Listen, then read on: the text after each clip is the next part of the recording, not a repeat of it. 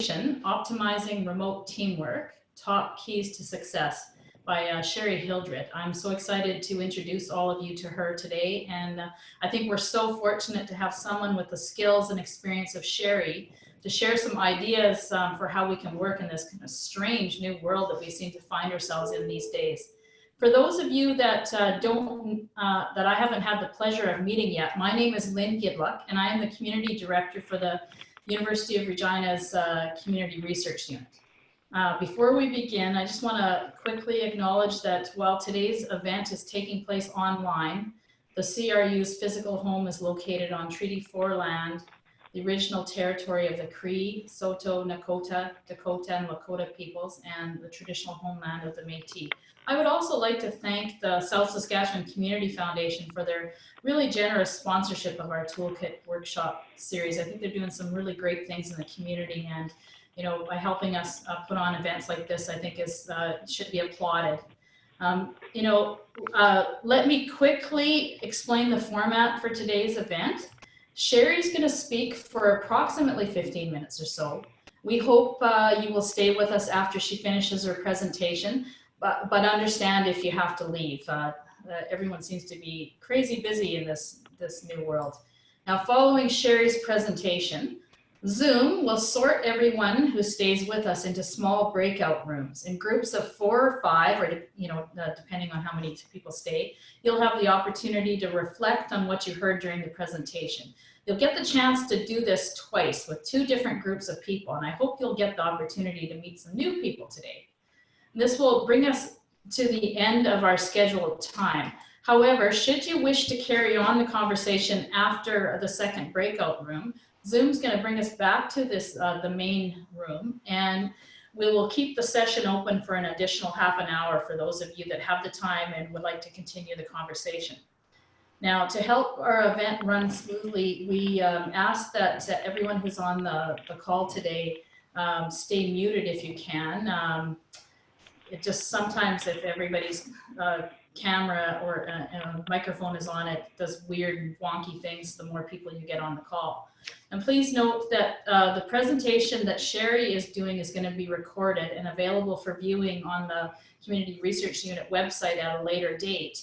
But we will not be recording the discussion that takes place in the breakout rooms. We really want you to just feel free to share and make some new friends and hopefully have a little bit of fun today. So without further ado, I am going to turn things over to Shari now, who will give us her presentation. Wonderful. Thanks so much, Lynn. And again, thanks for extending the opportunity to do this webinar. It's really fantastic to see so many folks register and so many folks log into the call. And I really think we're going to have a fun bit of afternoon here in exploring some of these concepts that relate to the challenges we have in working remotely, and maybe consider some new tools and strategies that can help all of us. So with that, I'm just going to pop over to the share screen, which will bring up the PowerPoint presentation that I'm going to walk you through for about the next 15-20 minutes or so here. So I'll just pop over to the PowerPoint, and everyone momentarily should be seeing that coming up on your screens. So hopefully you're seeing it now. And Lynn, if you could just confirm that you see it, I can then assume that all the other participants can. Perfect, wonderful. We're going to take Valerie's advice and see if we can't minimize and hide the thumbnail video, and that may help us in doing the recording here today. So thanks again, Lynn. Really appreciate the opportunity to work with you and with the CRU in putting together these ToolKit workshop series. This particular one, as it's entitled, Optimize Remote Teamwork and Top Keys to Success, is really, a bit of a webinar that's going to walk through acquiring new skills as we look at top keys to success in maintaining and really leading effective remote teams.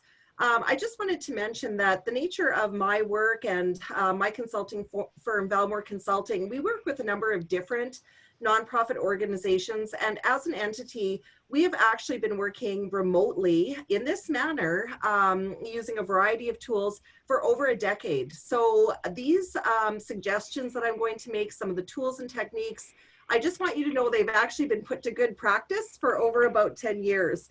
I just also want to make note for any of those of you that were able to have joined us last week on April 30th, Dr. Sonia Corbin-Dwyer had delivered a webinar on positive personal growth in challenging times.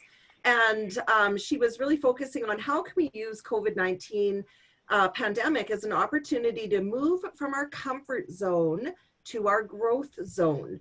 And as she noted last week, this really is a time to acquire new skills and learn how to deal with new challenges. So in sort of, working through Lynn and with Sonia, this webinar today is a bit of a springboard on Sonia's presentation. So I approached the business side with a focus on building skill and building capacity in virtual communication, and to really assist in managing the challenge of working remotely. So again, prior to optimizing this new way of working, it really is critical to understand best practices in maintaining and leading effective remote teamwork. So again, with this short webinar, we'll examine some of those keys to successful virtual communication and certainly introduce some basic time and work management techniques. So with that, again, as I say, the next 20 minutes, I'll walk you through some of those top keys, strategies, tools, and suggestions. And again, this will really support juggling all of these countless priorities that many of us are faced with working from our home environments. Beyond today's webinar, folks, I just wanted to mention to you, and I certainly invite you to reach out if you have any questions or you want more information, or even some of the tools that we're going to look at. If you're interested in a working template to utilize some of the strategies that we'll be looking at, I have included, as you'll see here on the slide deck, my email address, and I certainly encourage you and invite you to reach out beyond this call. And then finally, timeline-wise and for our coffee room chats, just to reinforce, as Lynn has mentioned, after the presentation, we'll be moved out randomly into breakout rooms, 2 different sessions with 2 different groups of folks.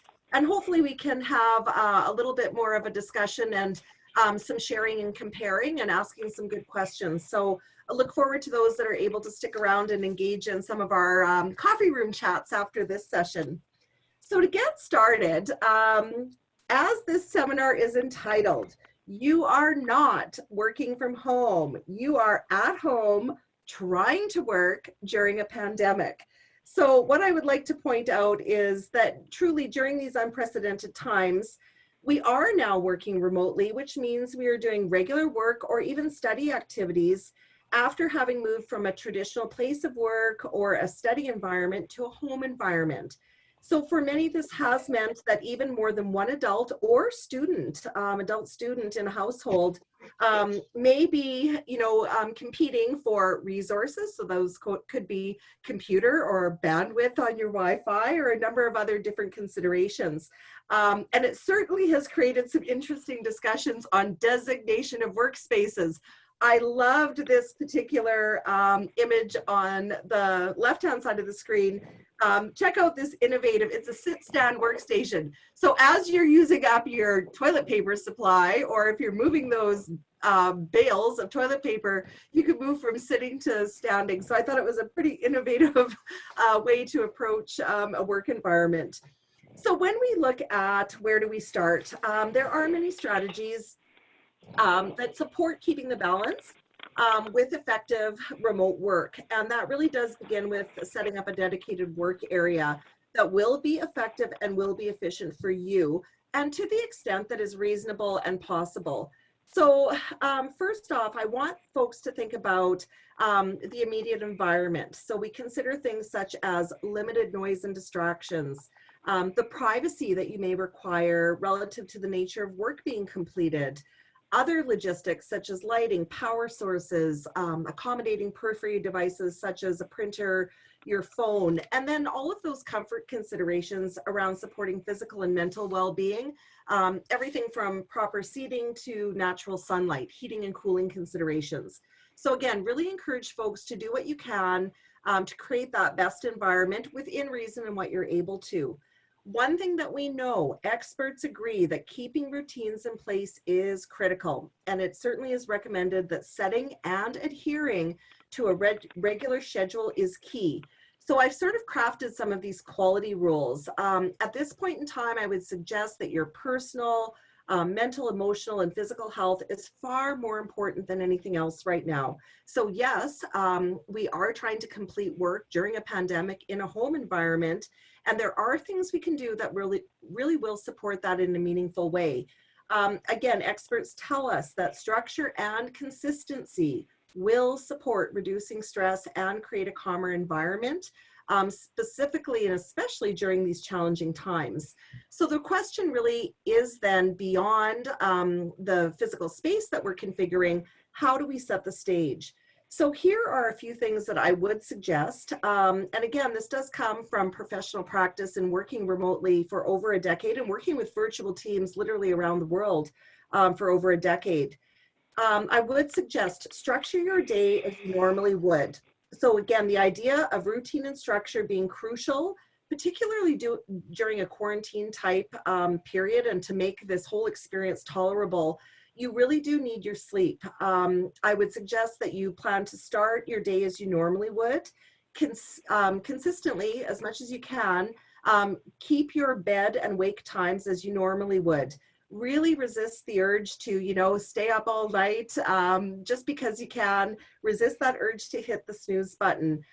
Recently, actually, colleagues of mine at the Western University in London, Ontario, conducted a sleep study. It was a very comprehensive sleep study, and they found that oversleeping can actually dampen your cognitive function just like sleep deprivation can. So it is something to think very carefully and seriously about.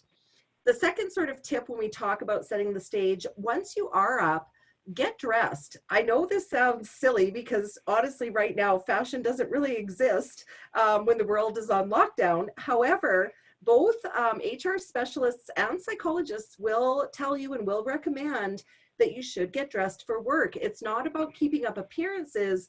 It's more about helping put your brain into work mode. So think about that. As much as we all want to snuggle in with our house coats, think about that. And then finally, as much as keeping routines is critically important, some variety in the day is definitely recommended. So having different tasks at different times.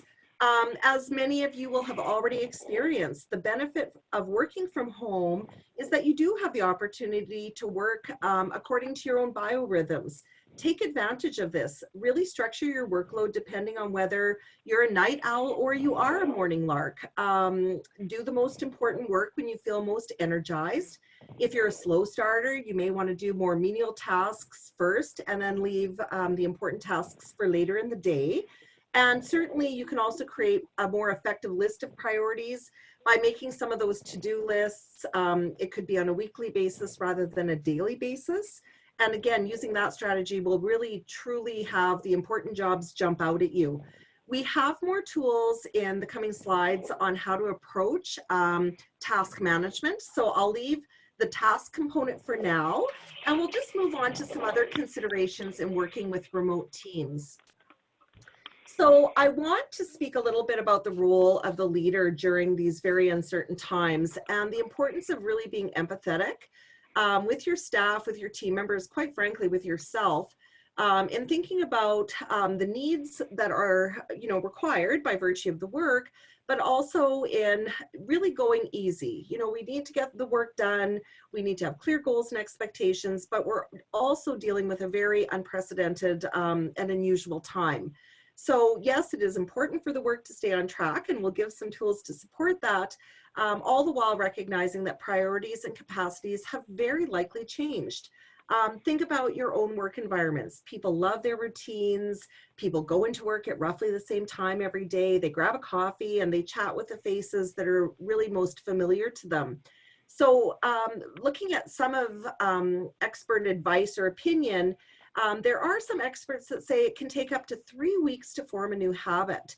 Yet here we are weeks into COVID-19, and perhaps you're finding that yourself or your team members are still struggling to work remotely. So just remember, we do need to go easy. Like any transition, there is an adjustment period that team members and all team members must acknowledge, and we must be there to guide and support our staff and to guide and support one another through all of this. Again, embracing change and changing priorities is never easy. So what I've set out are what I'm recommending as the top 6 best practices for really leading and engaging a remote team and a remote work model and doing so successfully. I'm going to start with practice number 1. With this best practice, it is around asking and discussing what you and your team will assume about a typical workday. And of course, whenever possible, we want to allow for individual customization. Honestly, folks, it really does take a true leader to initiate these discussions and to be open to breaking the mold, be open to new alternatives that actually work and truly support the needs of all the team members. Again, as teams work remotely, leaders need to be available to offer guidance and support. If leaders understand and support and respond to team members and what their needs are, and really work to lead consensus-based discussions on expectations, each member and the entire organization truly will be more productive. So for example, you may want to ask, is there agreement with the team in adhering closely to traditional office hours? So think about individuals that don't have conflicting personal priorities, such as children at home, that type of thing. They may prefer to adhere to a traditional day, and they may be less willing to entertain a phone call in the evening or respond to an email until the next business day. On the other side of it, as another example, if you're asking about agreement around a shortened range of immediate response time or immediately available hours, that may be more palatable to some folks in your organization. So for example, some staff with young children at home may find it more feasible to commit to focused work time, after 9:15 a.m. and before 11:30 a.m. to allow time to get the kids up and time to prepare lunch. The other thing I would strongly encourage when we talk about this practice of creating common and agreed understanding, there are times that potentially could be off limits. And I do want you to think about this as well. For example, with one of my clients, I have a staff member who even before COVID-19 was simply not available on Wednesday afternoons. That's when she was taking her mother for chemo treatments.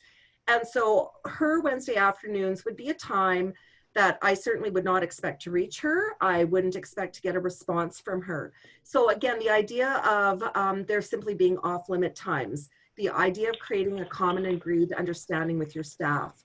Now, the quality here rule really is to create this type of understanding and agreement, and it will provide clarification on needs and expectations for everyone on your team.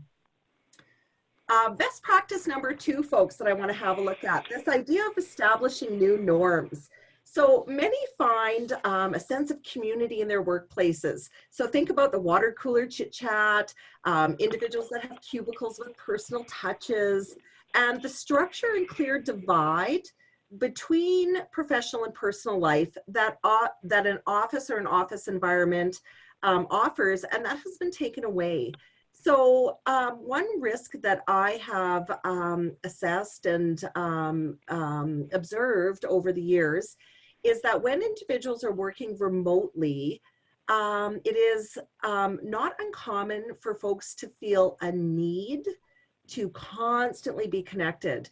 Part of this is due to receiving notifications on our phones when an email arrives, and we have the luxury of multiple platforms to communicate and to receive notification of communications.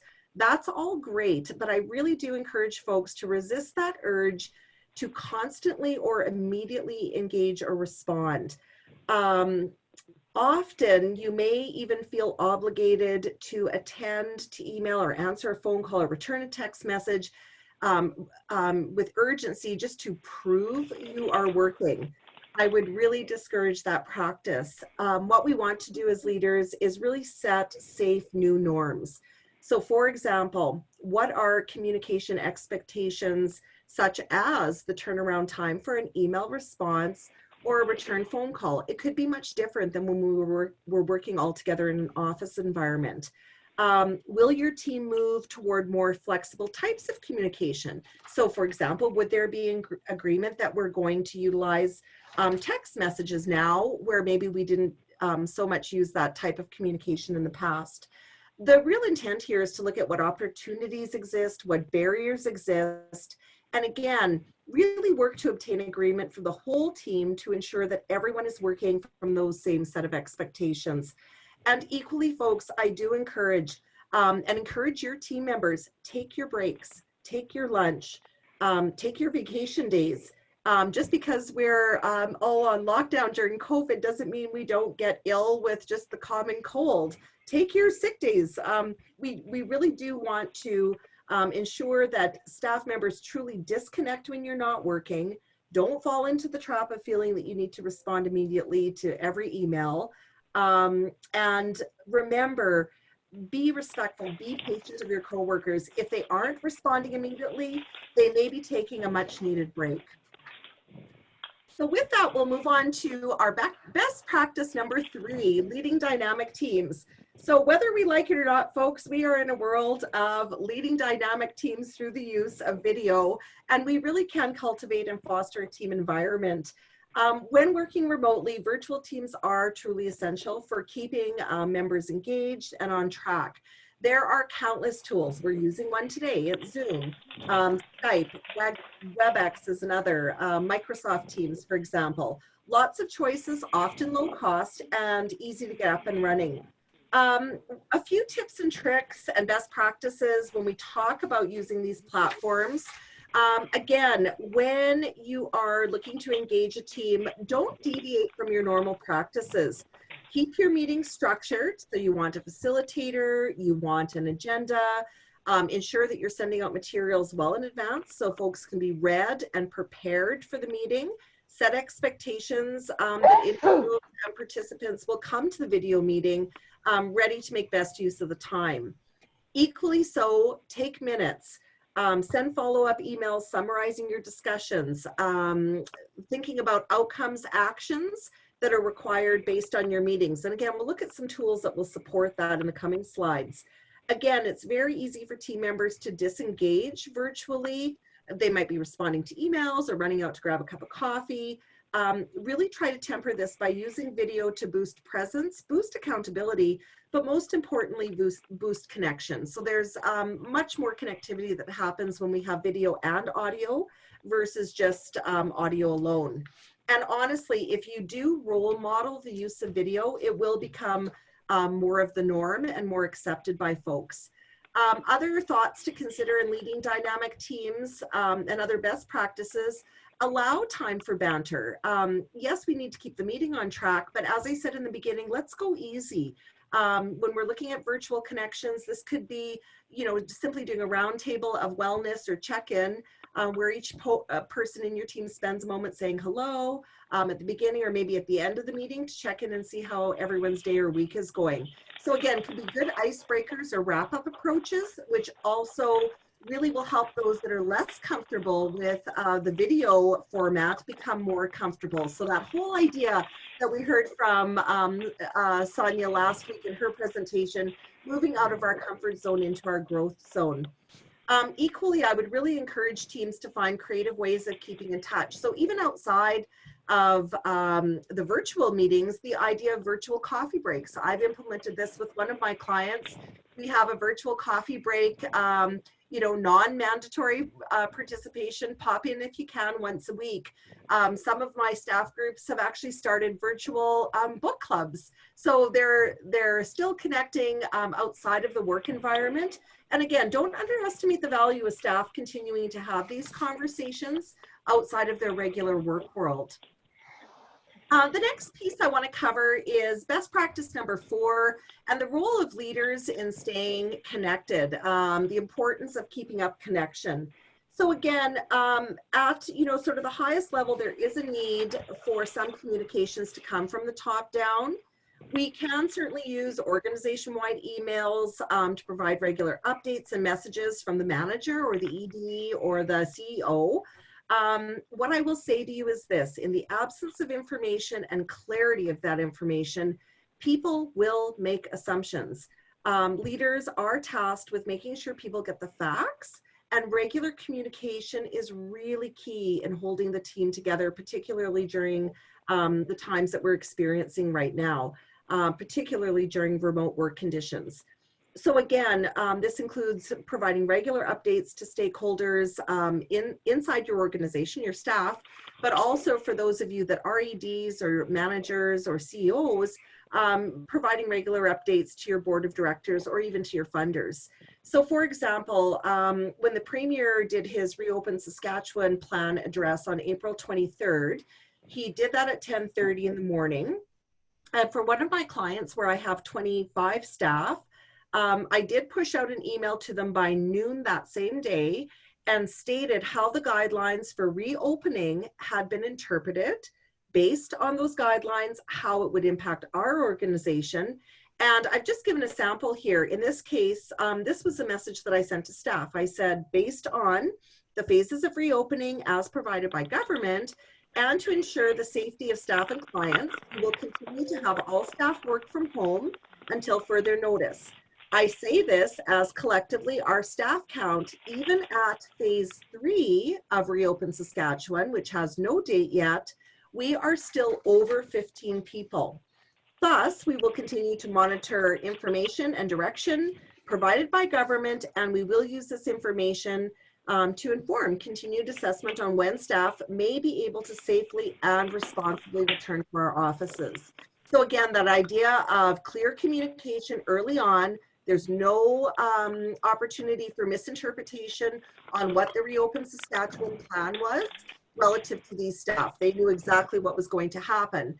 And equally so, by the end of that business day, I had sent an additional communication to the board of directors stating exactly how the organization intended to move forward. So again, the importance of leadership and keeping up connection with all stakeholders, internal and external.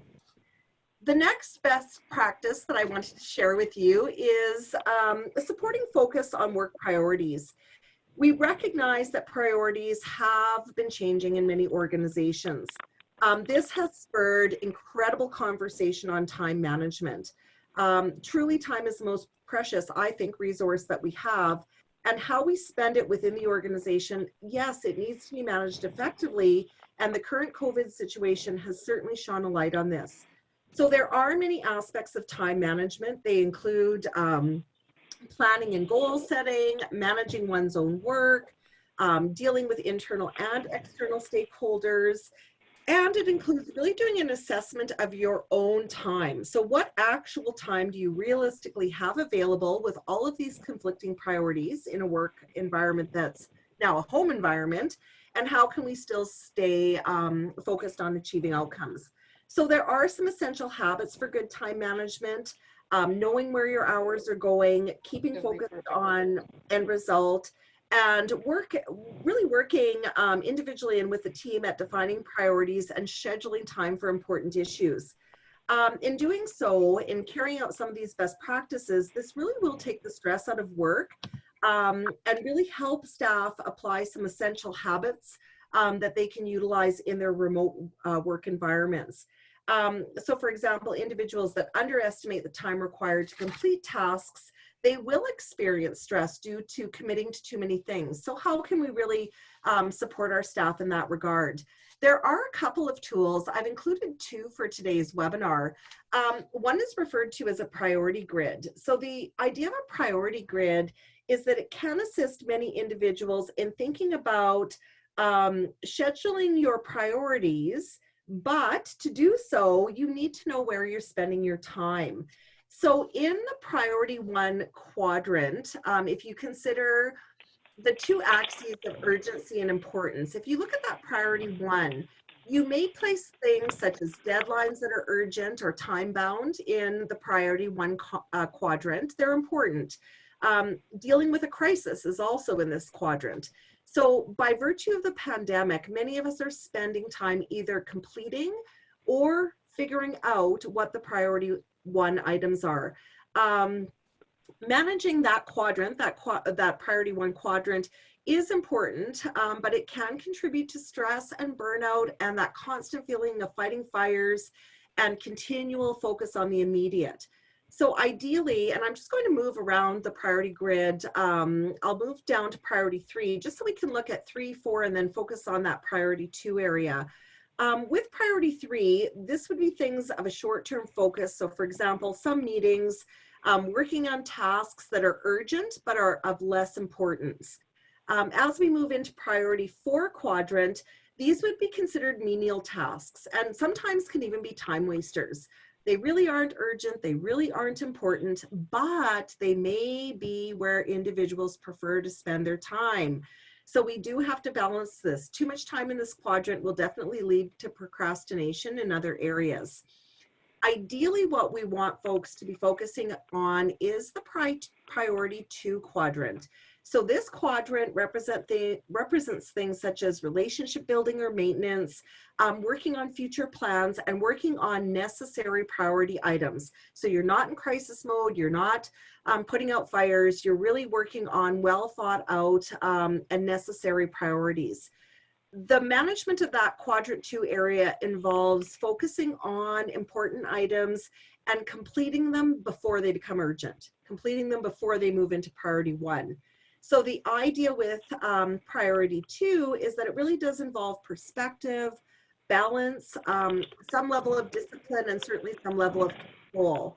So again, we really want individuals, as they're considering quadrant 2 priorities, to have really clear definition of not just their role, but really what is important in their world, within their work plan, within the particular cycle that they might be working in.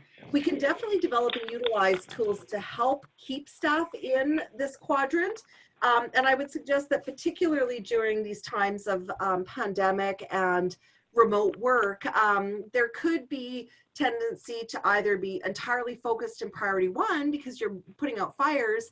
Other staff may not be sure how to navigate their work priorities and thus are spending time where they want to, which is priority 4, but not necessarily where they need to. So again, how do we support teams in staying in quadrant 2? One of the approaches really is a compilation of quick tips for time management. So the idea of assessing where do you spend more or most of your time. There are countless tools, folks. Staff can use notes and checklists, calendars and different appointment tools to assist with scheduling, and different priority grids that can help really place items in order of importance and help show that comparison. So with utilization of a priority grid and in consideration of some of these quick tips for better time management that I've included in this slide deck, it really will help folks stay in that priority 2 or quadrant 2 area. Again, of note and importance, to stay within quadrant 2, there needs to be an ability to say no to some activities, and maybe the answer isn't no, but it may be just not right now. So this, of course, needs to be done in a very professional and appropriate manner, but we have to be cognizant of the changing priorities and the conflicting priorities that folks are experiencing as they're working in these remote environments. So again, those 17 quick tips that you see up on the screen can certainly help and be of some guidance to staff. One of the other tools that works really well, the acronym is RACI or RACI Chart. And the acronym is built on the first letters of each of these areas that you will see on the screen: responsible, accountable, consulted, and informed. I've given you a bit of an outline as to what each of these descriptives means.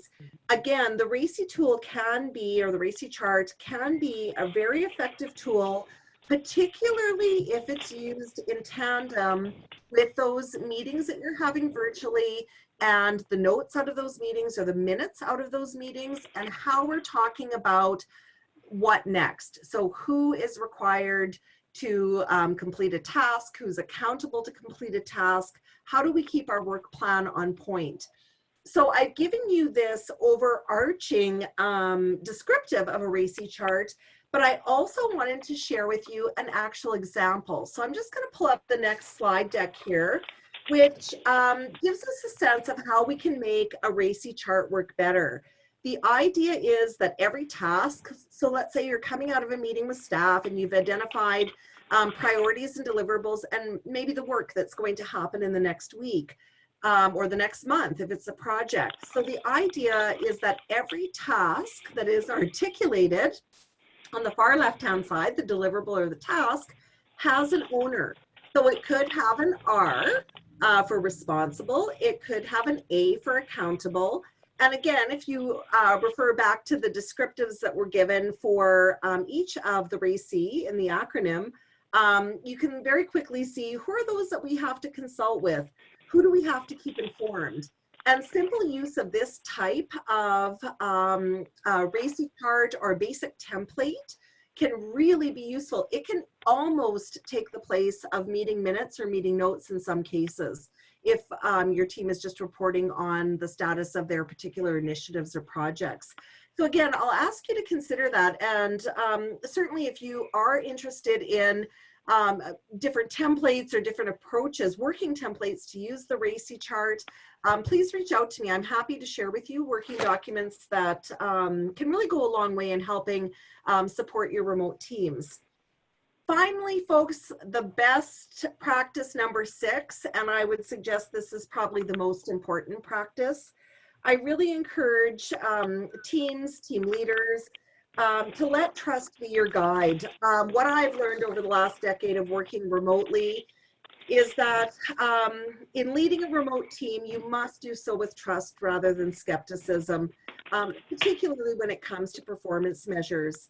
The success of you, the success of your team and your stakeholders, and even your family members will not be measured in the same way that it was prior to this pandemic. We do have to accept that productivity may dwindle in the first several weeks as folks are transitioning into this work environment. As leaders, we certainly need to adjust expectations while, yes, continuing to set outcomes that are aligned with your organization's strategic objectives, ensuring that staff have a clear understanding of expectations of themselves, the team, all levels of the organization. And honestly, folks, most people will figure out how to get things done. In times of disruption, after setting the tone and adjusting expectations and setting new norms, leaders can certainly best served by do all of that good work. And then honestly, part of our role is just to stay out of the way, let things happen. Trust me, people will figure it out. They will get their work done. Again, if we recognize the individual needs of our employees, if we allow them to be flexible to adjust to what works for them, truly great things can happen. And again, just remember that this can include accommodating flex hours, breaks to attend to family matters or other personal priorities. It could be breaks for exercise or simply to attend to errands. So we are managing with a different set of priorities as folks are working in this alternative work environment. Again, with set outcomes and consistent communication to support your teams, they will not only perform adequately, trust me, I will suggest perhaps even exceed expectations. Again, I can't reemphasize enough that as leaders, you know, if we are kind and we can be empathetic to people's lives, business will continue and people will rebound. And I will even argue that they can thrive in this. There can be a silver lining in how humankind, in essence, is actually adapting and demonstrating that we are becoming stronger. Teams are becoming more resilient because of this. And when I talk about trust, I always think about Henry Ford's quote where he said, quality means doing the right thing when no one is looking. So how do we create that environment that we trust that folks are doing the right thing when no one is looking, when there's no big brother looking over their shoulder?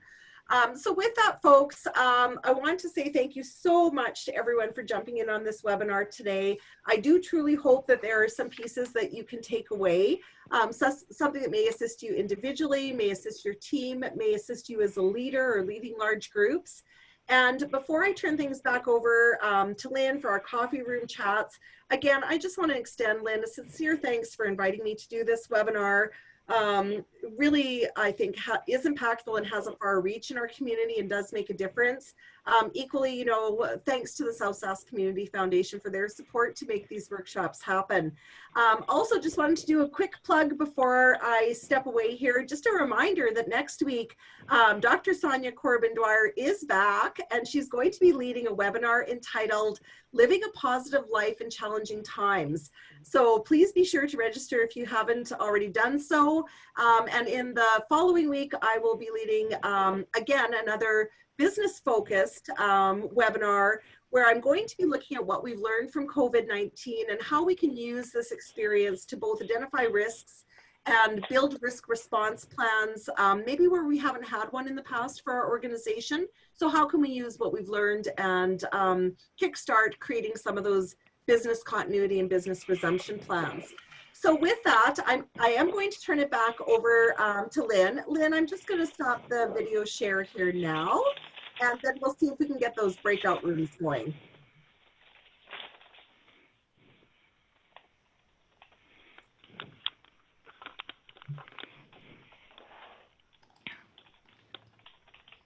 All right, so our video recording has stopped. Lynn, did you want me to